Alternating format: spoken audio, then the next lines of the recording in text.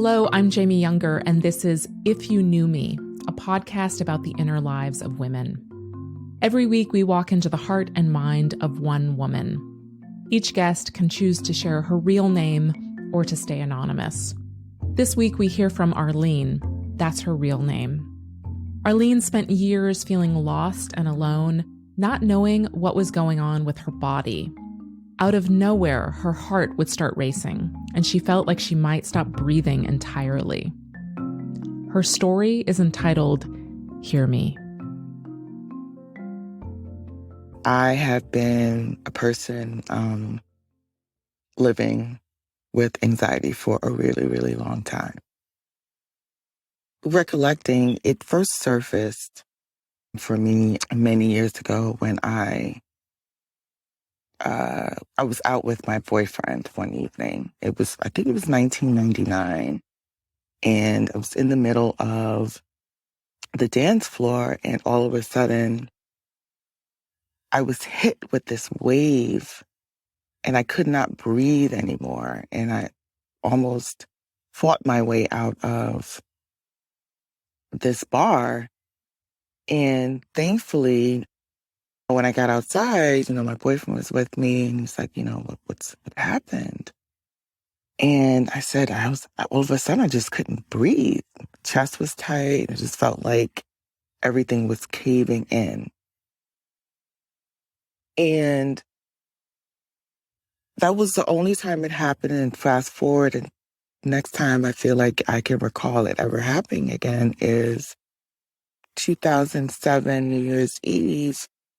I have a great time with my friends, and I get home, and again, this wave of panic struck me, and I could not breathe. It's one of the scariest feelings that I've ever felt in my entire life.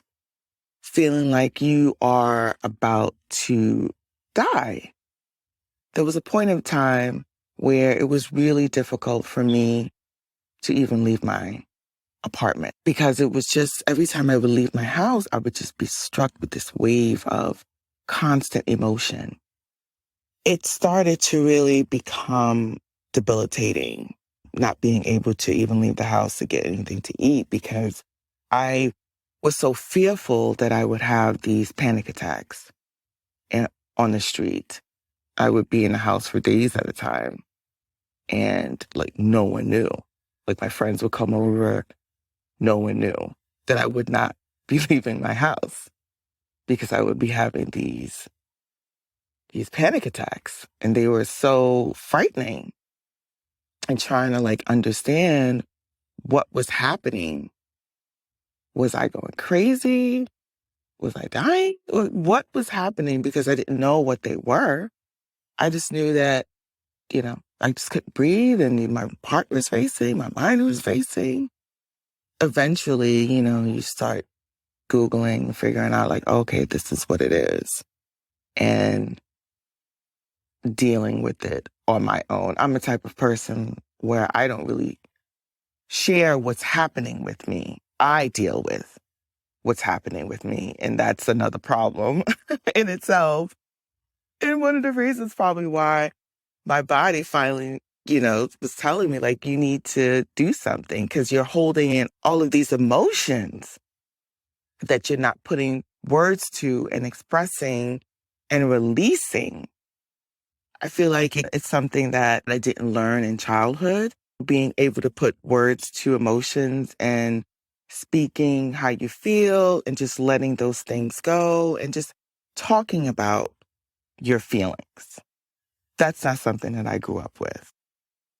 I felt that I needed to handle whatever was going on with me. No one ever told me that this is something that I needed to do, but for some reason, I've always felt like whatever is going on with me, I have to handle it.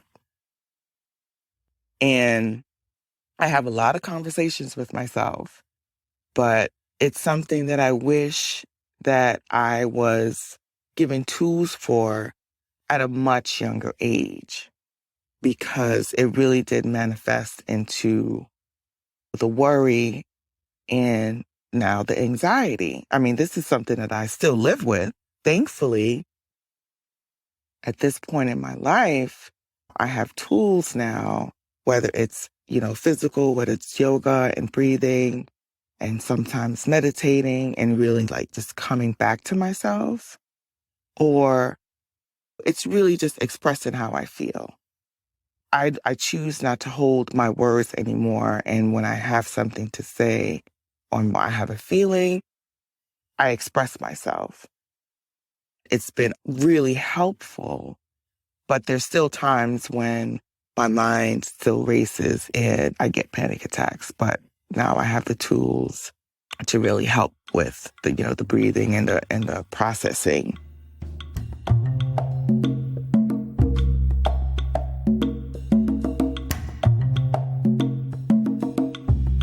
I think it was about 11 years ago now, me and my boyfriend broke up, and I know that there was a lot of worry and anxiety about that particular relationship. It was a really, really emotional relationship. And through the course of it, I felt like I was losing a lot of myself, right? We break up, but because this idea of love and, I want to keep this love and, I'm going to fight for this love. We kept seeing each other even after the breakup, and then I got pregnant. A few months later, right after my 5th-month checkup, the next day, I lost my daughter. That whole process of losing something that you so wanted. I don't think I've ever been one of those women who fantasize about being someone's wife, but I've always had a deep desire to be someone's mother. So when I lost my daughter, it was a real awakening for me that I can survive the worst day of my life.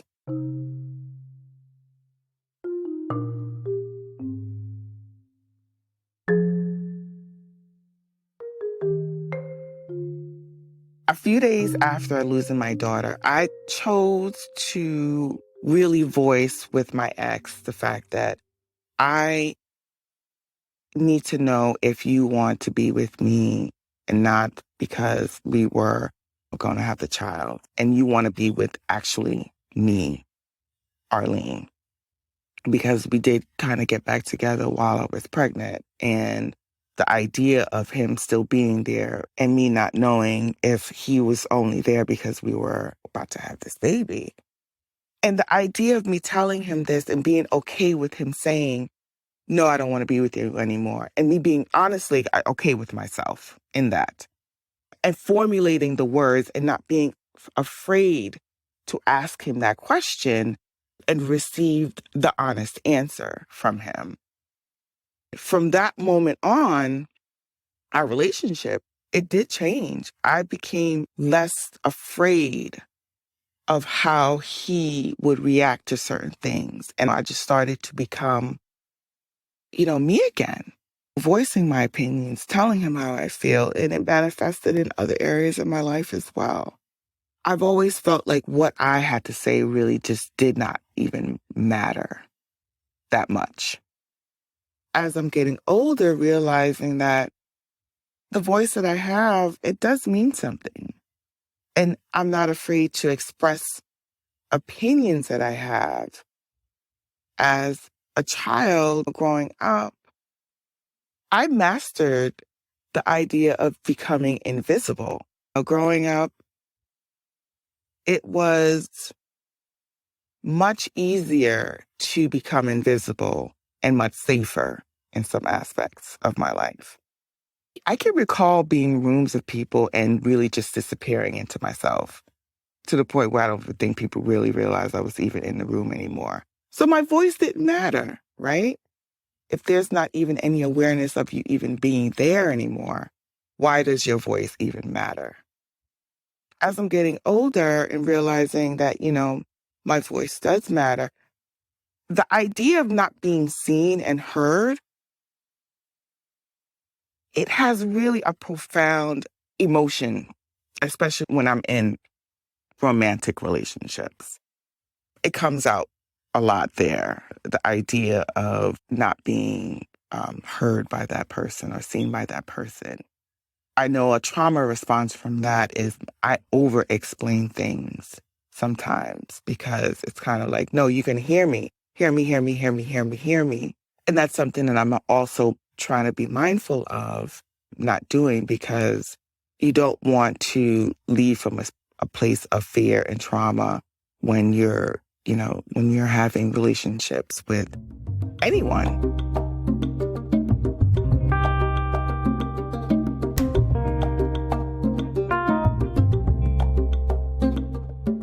I feel like a lot of Black women deal with their trauma differently.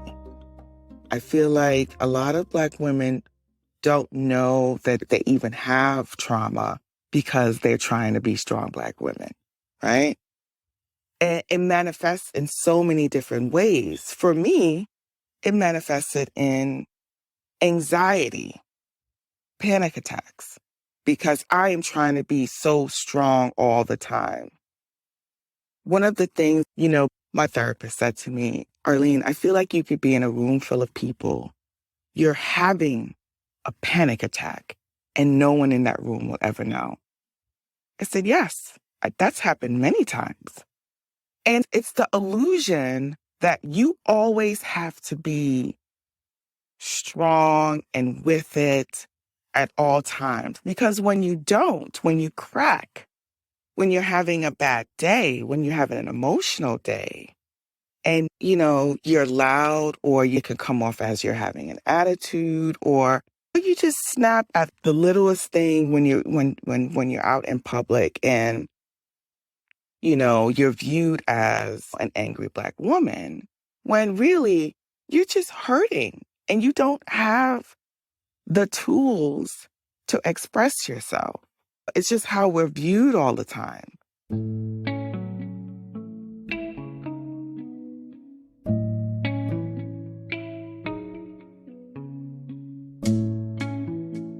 An emotional moment for a Black woman, an emotional moment for a non-woman of color, how that's viewed is two different things. A woman of color is deemed as being aggressive or, she's just an angry person, whereas a white woman could be just having a bad day and let's help her. Let's talk to her. Let's see what's going on with her. But we don't get that in most times. I'm really tired of being looked at like that. I want to be soft. I want to be, if I'm having a bad day, I want someone to run up to me and say, what's wrong? And how could we help you? Tell me what's going on. And really see me and the pain that I'm actually going through. And don't view that pain as an attitude or anger, but real human pain. It's really frustrating.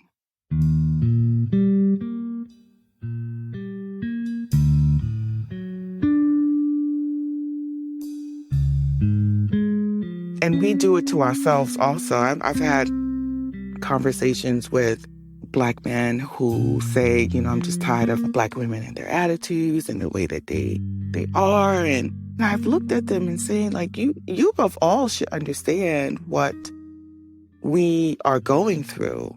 To just have blanket statements of Black women, it's really hurtful because they should just understand the enormity of emotions that Black people in America go through on a daily basis. No one's offering you any sort of mental wellness care and conversation and talking about what it is that you're really going through on a daily basis. It could be suffocating to not have those outlets. So much so that you feel like you can't breathe.